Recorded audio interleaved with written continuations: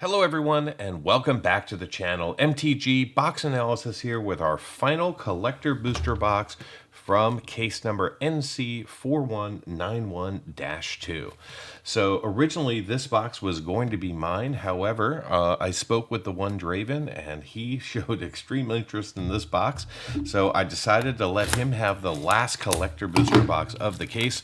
We've yet to pull a fractured foil. We have yet to pull a textured foil. We have seen Japanese Showcase, so I'm hoping that one of those really rare cards kind of falls into the one Draven's hand, because he was kind enough to sponsor 2 and now 3 boxes of this case. So, as always, we've got our 12 collector booster boxes here. We're going to open up all 12 of them. I'm going to put the prices of all rares and mythics on the screen and any card valued over $1. And then at the end of this video, we'll do a box MTG analysis. And then we will do a collector case analysis. So without further ado, let's go ahead and crack open the first pack and see what 15 cards WotC has inserted for us.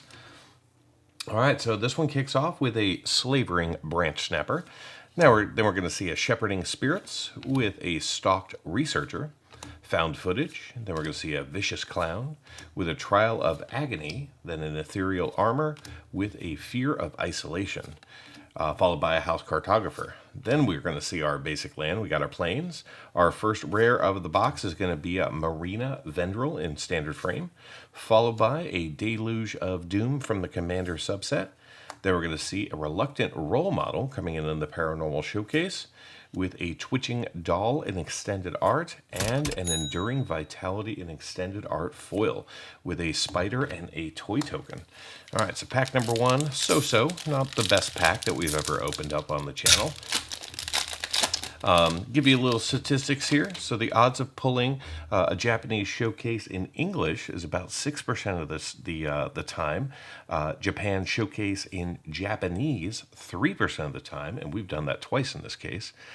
Fractured foil in English, 0.07%, and then fractured foil in Japanese, 0.03%.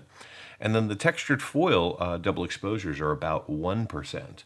So hopefully we'll get to see one of those because the odds seem so-so on the textured foil. So we got an Etched Cornfield, followed by a Peculiar Lighthouse, a Clockwork Percussionist, an Unsettling Twins, a Bleeding Woods. Then we've got ourselves a Piggy Bank with the Thrice Call. Then we're going to see Fear of Failed Tests, a Brood Spinner with a Swamp. Our rare is going to be a Winter Misanthropic Guide coming in from the main set, followed by a Barb Flare Gremlin from Commander.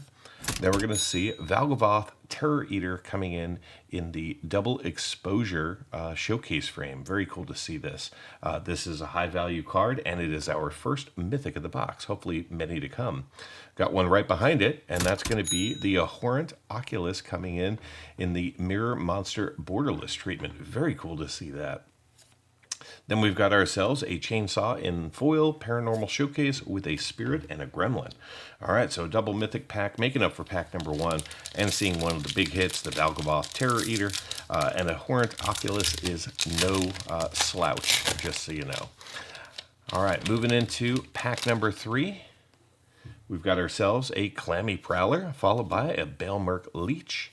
Then we're going to see a Boiler Beguiles Ripper with an Acrobatic Cheerleader, Cryptid Inspector. Then we're going to see the Greenhouse Rickety Gazebo with Rite of the Moth, a Conductive Machete, Valgavoth's Faithful, followed by an Island. Our rare is going to be a Kona Rescue Beastie with a Shriekwood Devourer from Commander. Then we're going to see the Entity Tracker coming in the Paranormal Showcase, with the Jolly Balloon Man coming in the double exposure. Then we're going to see a borderless foil Unholy Annex and Ritual Chamber coming in. Very cool. Then we got ourselves a Glimmer and a Spirit Token. All right, sliding into pack number 4 here. So by the time you're watching this video, Duskmourn will have been out for a couple of weeks. What's your thoughts on the set? Are you fans? Is Bloomborough better? Let me know in the comments. Very curious to see how this set is being received. So we got a Wary Watchdog with a Piranha Fly. Then we're going to see a Glimmerlight, followed by a Glassworks and Shattered Yard, a Manifest Dread, an Optimistic Scavenger. Then we're going to see Under the Skin in the Paranormal Showcase with a Cathartic Parting, Defiant Survivor, and then we're going to see the Plains. Following that, we're going to see ourselves a split coming in as our main set rare with Sadistic Shell Game from Commander. Then we're going to see Enduring Tenacity in Extended Art non-foil with a Walk-in Closet and Forgotten Cellar coming in the borderless treatment. Very nice to see this. The card does hold some value as a mythic. And then behind that, we're going to see Nashi, Searcher in the Dark in the foil double exposure showcase with an insect and a manifest. All right, sliding into pack number 5. My opinion of this set so far, I'm enjoying playing it. Finding fun and interesting ways to use the room cards. That's kind of been my challenge and kind of incorporating this set into my decks. The other cards are great, but I think the rooms kind of add like a new element to Magic. So that's where I've been focusing my attention. So we've got the Malevolent Chandelier with a Meat Locker and a Drowned Diner. Then we're going to see a Cracked Skull, followed by a Daggermar Megalodon, Bashful Beastie with a Vengeful Possession, Fear of Imposters, then an Osseous Stick Twister, Sporogenic Infection, then we're going to see ourselves a Mountain, followed by a Demonic Council coming in from the main set, pretty good rare from this set. Then we're going to see Cayenne Corrupted Memory coming in from the Commander as a borderless mythic. Then we've got a Ghostly Dancers and Paranormal with the Mind Skinner coming in the Mirror Monster borderless. And our final card is going to be Unidentified Hover Ship coming in the Paranormal Showcase with an insect and a spider. All right, pack number 6. Moving right through this box. All right, right up front, we've got ourselves a Grand Entryway and an Elegant Rotunda.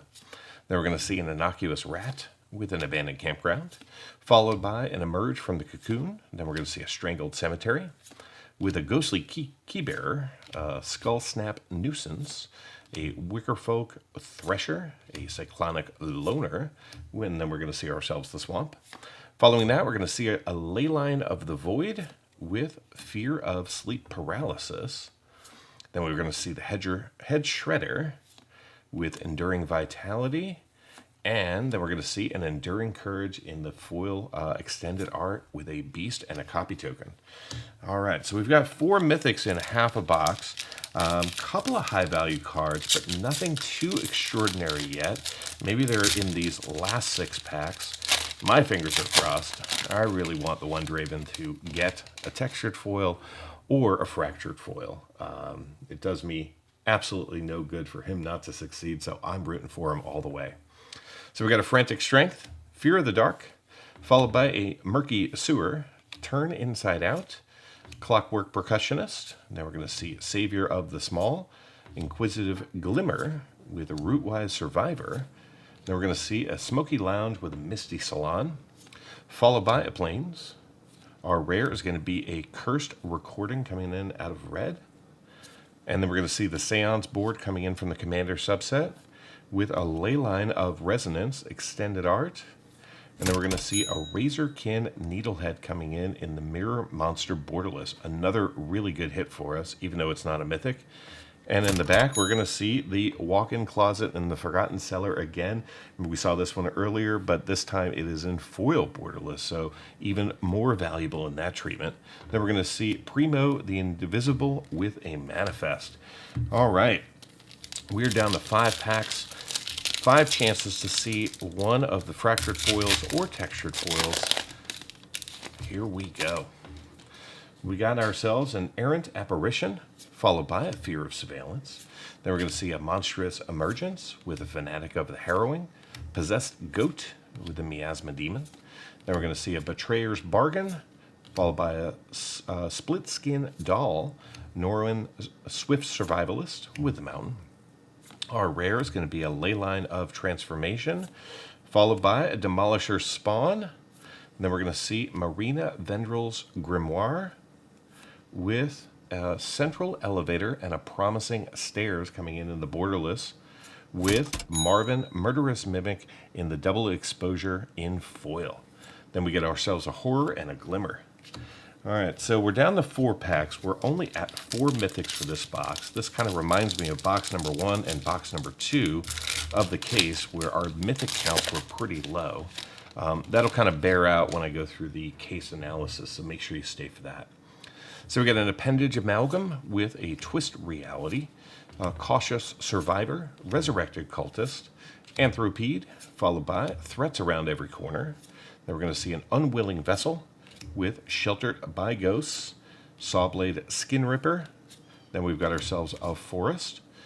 Our rare is going to be a razorkin needlehead coming in from the main set. Again, really good rare for us. Awesome. Then we're going to see convert to slime from commander with an overlord of the Baelmerk coming in extended art. This is another one of the cards that does hold value for us, so great to see that in this box. Behind that, we're going to see ourselves Rip Saw Hunter, or excuse me, Spawn Hunter, and then we're going to see the Razorkin Needlehead again, this time in the foil Mirror Monster Borderless. So lots of value in this card in this box. That's, I believe, our 3rd instance of it. Then we get an insect and a spider. All right, 3 packs remaining. What value is in these 45 cards? All right, so we got ourselves a Neglected Manor with a final Vengeance. And then we're going to see Say Its Name, Razor Trap Gorge, Vanish from Sight, Veteran Survivor. Then we're going to see a Withering Torment, uncommon to look for. Then we're going to see a Shrewd Storyteller with Shard Mage's Rescue, followed by the Swamp. And our rare is going to be a Grievous Wound coming in out of black with Valgavoth, Howler of Souls, another mythic from the Commander subset, followed by a Leyline of Mutation extended art. Then we're going to see our first Verge of the box, which is a Gloomlake Verge, which is kind of surprising. These boxes have been known for multiple copies of the Verge. In fact, the last box, I think, had 5 or 6. So good to see that. Good card, holds value. And then we're going to see a foil split up coming in the Paranormal Showcase with the Everywhere Copy token. And this token right here does hold value. It'll be on your screen. Awesome. 2 packs remaining.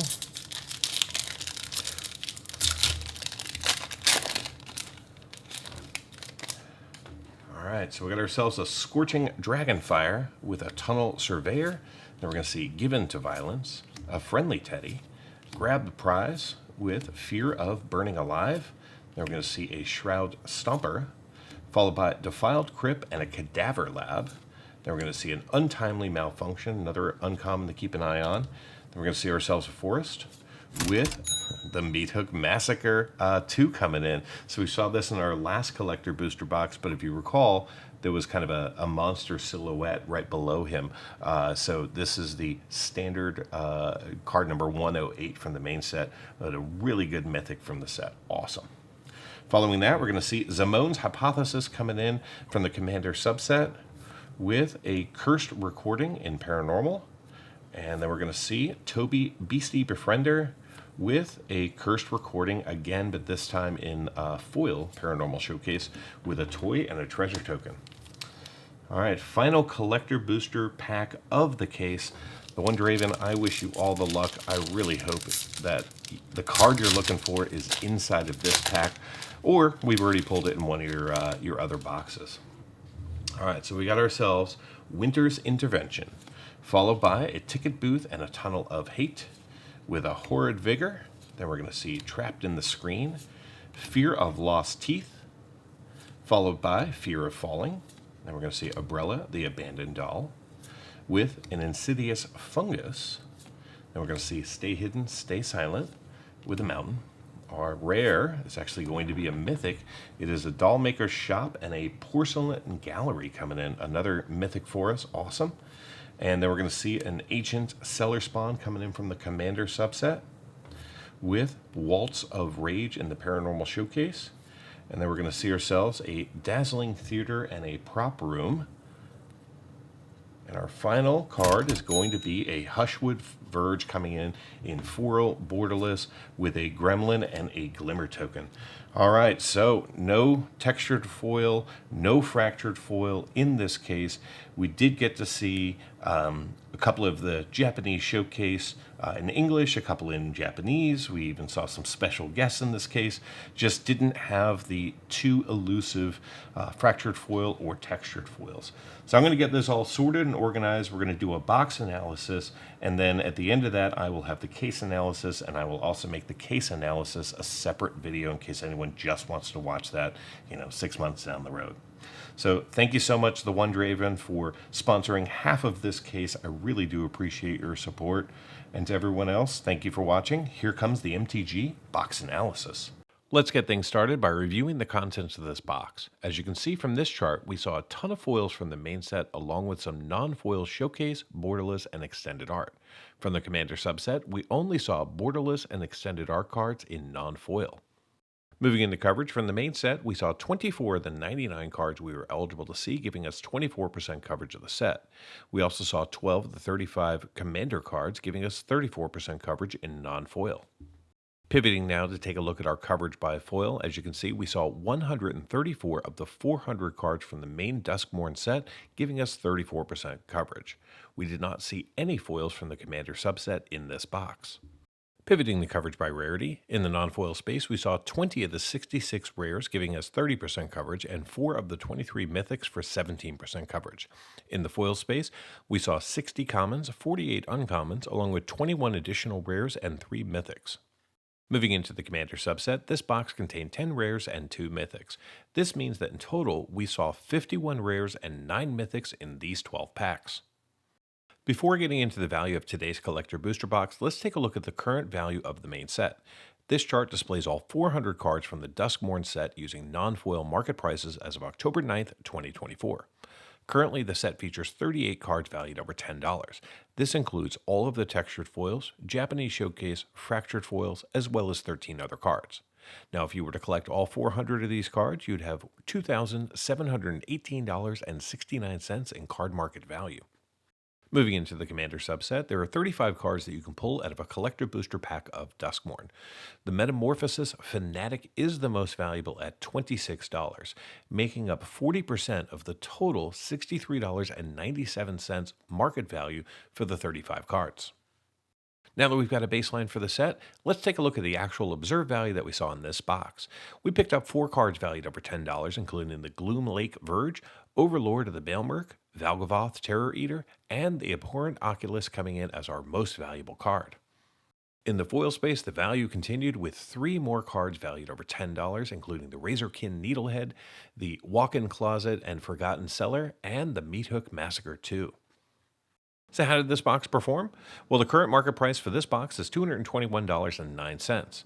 In total, we saw $256.61 in card market value, which is $35.52 more than the market price, with a return of 116%. However, if you only factor in cards valued over $2, we saw 26 cards for a total market value of $215.76, which is only 98% of the market value.